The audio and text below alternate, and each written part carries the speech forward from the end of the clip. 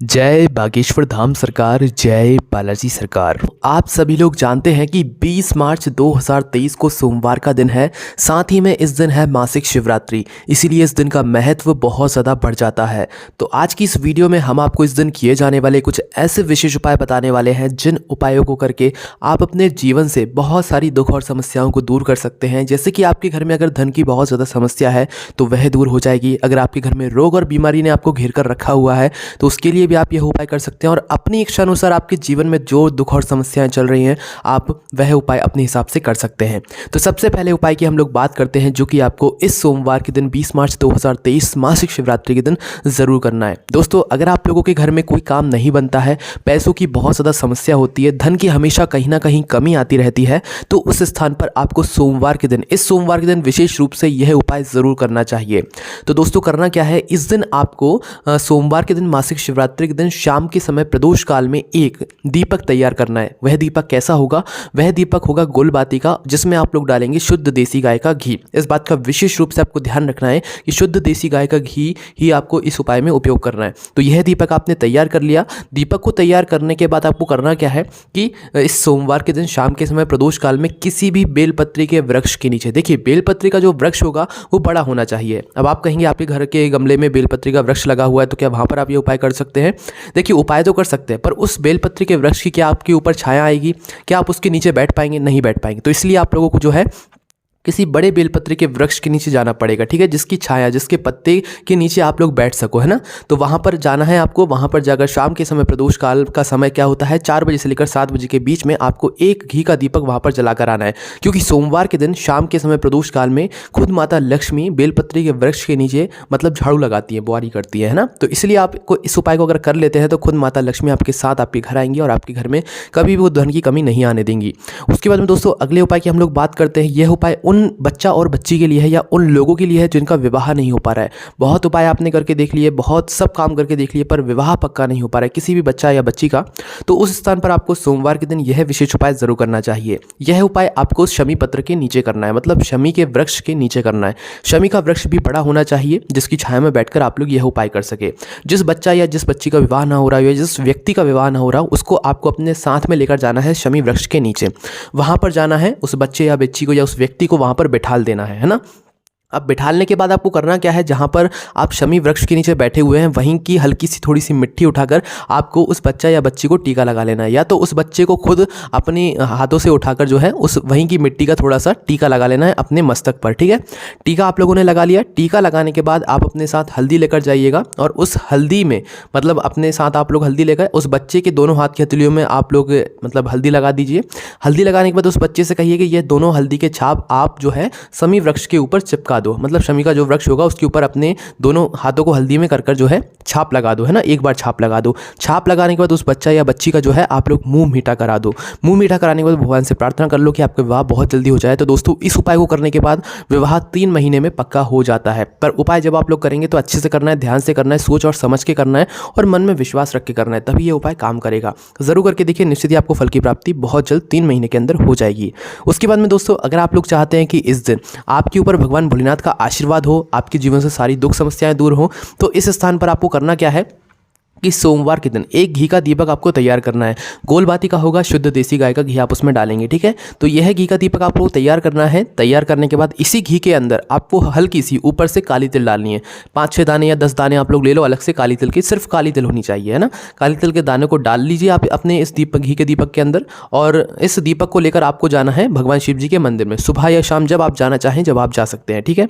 तो शिव जी के सामने या शिव जी की चौखट पर या मतलब शिव जी के बिल्कुल आसपास कहीं पर भी आप यह दीपक लेकर जाएं। और जब आप लोग यह दीपक जला रहे हो भगवान भोलेनाथ के सामने, तो उस समय आप लोग तुमरुका महादेव जी का नाम जरूर लीजिएगा, ठीक है। और भगवान से प्रार्थना कीजिएगा कि आपके साथ कभी भी कुछ बुरा ना हो, हमेशा अच्छा ही अच्छा होता रहे। आप चाहें तो अपनी कोई विशेष मनोकामना हो तो वो भी बोल सकते हैं। निश्चित ही आपको फल की यहाँ पर प्राप्ति हो जाएगी, है ना। बहुत ही विशेष उपाय है, जरूर करके देखिए।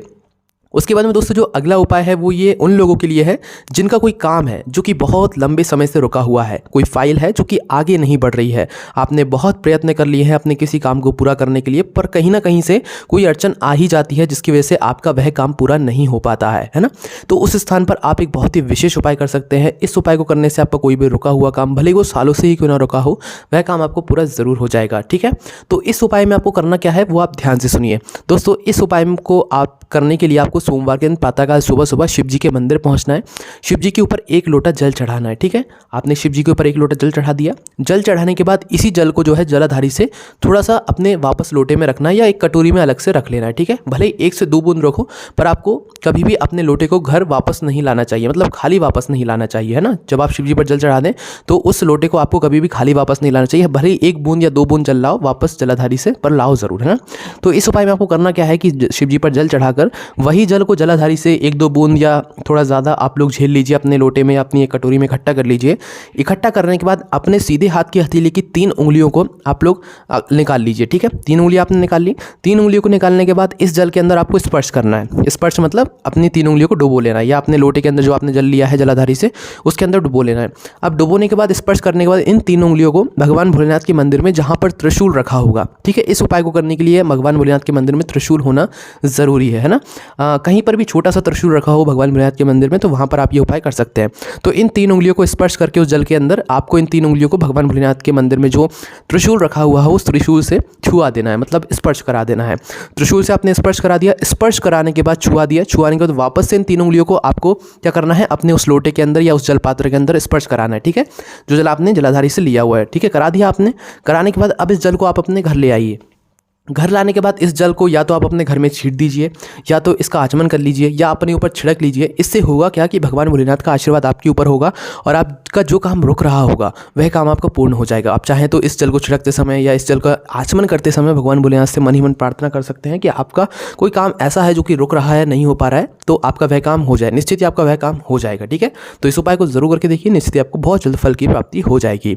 उसके बाद में दोस्तों सोमवार के दिन, इस सोमवार के दिन आप एक ऐसा विशेष उपाय कर सकते हैं जिस उपाय को करने से अगर आपके घर में या किसी व्यक्ति के ऊपर बहुत ज़्यादा कर्जा हो चुका है और वह इस कर्जे से बहुत ज़्यादा परेशान है, कहीं से पैसों की जुगाड़ नहीं हो पा रही है, कहीं से धन की आवक नहीं हो रही है, तो उस स्थान पर आपको सोमवार के दिन कर्जा मुक्ति के लिए ये छोटा सा उपाय ज़रूर कर सकते हैं। इस उपाय में आपको करना क्या है कि इस उपाय में आपको जाना पड़ेगा वट वृक्ष के नीचे।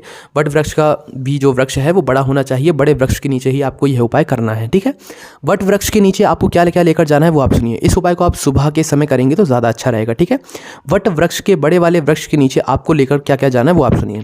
एक लौंग लेकर जाना है, एक लौंग ले लो या तो लौंग का जल ले लो, मतलब एक लौंग ले लो या तो एक लोटे जल के अंदर लौंग डाल लो, है ना, और एक गोल बाती का घी का दीपक, है ना, जिसमें आपने शुद्ध देसी गाय का घी डाला हुआ हो, है ना। तो ये दोनों चीज़ें आप लोग तैयार कर लो। तैयार करने के बाद इसे किसी भी बट वृक्ष के नीचे जाना है और वहाँ पर जाने के बाद सबसे पहले अगर आप लोग लौंग का जल लेकर आए हैं तो लौंग का जल आपको करना है भगवान भोलेनाथ का नाम का स्मरण करते हुए, श्री शिवाय नमस्तुभ्यम बोलते हुए या बटकेश्वर महादेव का नाम लेते हुए। ठीक है, इस उपाय में बटकेश्वर महादेव का नाम लेना ज़रूरी है। बटकेश्वर महादेव का नाम लेते हुए आपको इस जल को भगवान भोलेनाथ के जो मतलब यहाँ पर वट वृक्ष होता है उसके नीचे आपको समर्पित कर देना है। किसका जल? यह जो आपने मतलब लौंग का जल बनाया ना, इसको। लौंग का जल कैसे बनता है? लौंग एक जल के पात्र के अंदर डालो, लौंग का जल बन गया। लौंग का जल नहीं लेकर गए हो तो सिर्फ लौंग लेकर जाओ और पहले आप लोग क्या करो, एक वह घी का दीपक जला दो। ठीक है, लौंग का जल लेकर गए हो तो लौंग का जल चढ़ाकर वहां पर आप घी का दीपक जला दो, बटकेश्वर महादेव के नाम का स्मरण करते हो। ठीक है, और भगवान से प्रार्थना कर लो कि आपका जो कर्जा है वो बहुत जल्दी चूक जाए, कहीं ना कहीं से धन की आवक हो जाए, ऐसी प्रार्थना आपको कर लेनी है। उसके बाद अगर आप लोग एक लौंग लेकर गए हैं तो पहले आप लोग जाकर क्या कर दीजिए कि अपना गोल बाती का घी का दीपक बटकेश्वर महादेव के नाम से लगा दीजिए। लगाने के बाद आप जो लौंग लेकर आए उस लौंग का भोग बटकेश्वर महादेव के नाम से उसी वृक्ष के नीचे दीपक के पास में लगा दीजिए। ठीक है, इससे होगा क्या कि आपका जो कर्जा होगा वो बहुत जल्दी कहीं ना कहीं से आपके ऐसे मतलब भाव बन जाएंगे कि आपका जो कर्जा है वो चूक जाएगा। कर्जा मुक्ति से मतलब कर्जे से आपको मुक्ति मिल जाएगी। करके ज़रूर देखिए, बहुत ही विशेष फल की यहाँ पर आपको प्राप्ति होगी। दोस्तों, आप सभी लोग जानते हैं कि इस समय बच्चों के बहुत ज़्यादा मतलब यहाँ पर परीक्षाएँ चल रही हैं। तो परीक्षाएँ चल रही हैं तो भाई इस परीक्षा के बीच में आपको भगवान भोलेनाथ के इस विशेष दिन पर, सोमवार के दिन पर, और मासिक शिवरात्रि भी पड़ रही है, तो भाई इस दिन एक छोटा सा विशेष उपाय ज़रूर करना है, जिस उपाय करने से अगर आपका बच्चा पास नहीं भी हो रहा होगा तो भगवान भोलेनाथ भोलेनाथ की ऐसी कृपा होगी कि वो बच्चा पास हो जाएगा, और जो बच्चा पास भी हो रहा होगा और उसे अच्छे नंबर भी चाहिए होगी तो उसे अच्छे नंबर भी मिल जाएंगे। पर देखिए, मेहनत आपने की है, आपको उसमें ज़रूर अपना पूरा काम करना पड़ेगा, ठीक है। अपनी तरफ से पूरी मेहनत करनी पड़ेगी, बाकी सब काम आपको भगवान भोलेनाथ पर छोड़ना पड़ेगा, ठीक है। ऐसा नहीं कि आपने मेहनत नहीं की और आप ये उपाय कर रहे हैं तो आप पास हो जाएंगे। आपको भी मेहनत करना ज़रूरी है, ठीक है। उसके बाद आपको ये उपाय करना है। करना क्या है, इस सोमवार के दिन आपको एक बेलपत्री लेनी है। उस बेलपत्री को अपने बच्चे के हाथ में देना है, जो बच्चा पेपर एग्जाम जो भी परीक्षाएं दे रहा है उसके हाथ में देना है, ठीक है। उस बच्चे के हाथ में एक बेलपत्री को देकर और थोड़ा सा शहद अपने साथ रखकर भगवान भोलेनाथ के मंदिर प्रातःकाल सुबह सुबह आपको शिव जी के मंदिर पहुंच जाना है, ठीक है। शिव जी के मंदिर पहुंचने के बाद आप करेंगे क्या कि अपने बच्चे से ही आपको बोलना है कि जो बेलपत्री है, उस बेलपत्री की जो बीच वाली बड़ी पत्ती है, उस बीच वाली बड़ी पत्ती पर आपको लगाना है हल्का सा शहद, ठीक है। हल्का सा शहद आप लोग लगा लो और उस बीच वाली बड़ी पत्ती पर पूरे में फेर दो, है ना।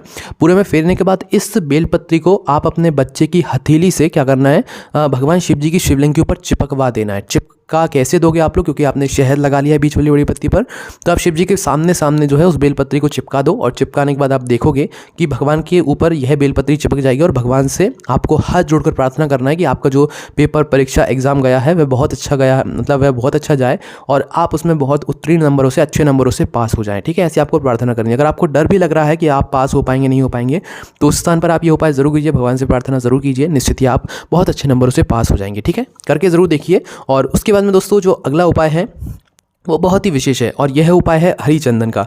इस हरिचंदन के उपाय को जो व्यक्ति इस सोमवार के दिन, मासिक शिवरात्रि के दिन करेगा, उसको भगवान भोलेनाथ खुद गले लगाकर जाएंगे, मतलब उसके मरने से पहले खुद उसको एक बार गले ज़रूर लगाएंगे। अब वो किस रूप में आएंगे ये तो कोई भी नहीं जानता, ठीक है। तो हरिचंदन बनाना कैसे है, सबसे पहले वो आप लोग सुन लीजिए। हरिचंदन को बनाने के लिए आपके घर में जो सूखी तुलसी होती है, उस सूखी तुलसी की जो जड़ होगी, उस जड़ को आपको निकाल लेना है। जड़ को निकालने के बाद उस जड़ को अच्छे से घिस लेना है, ठीक है। आपने घिस लिया। अब घिसने के बाद आप चाहें तो इसमें रोली कुमकुम डाल सकते हैं, ठीक है। डालने के बाद यह अपना बन गया हरिचंदन। अब इस हरिचंदन का जो है तिलक आपको अपने मस्तक पर लगाना है कल के दिन विशेष रूप से, और भगवान भोलेनाथ के मंदिर जाना है, ठीक है।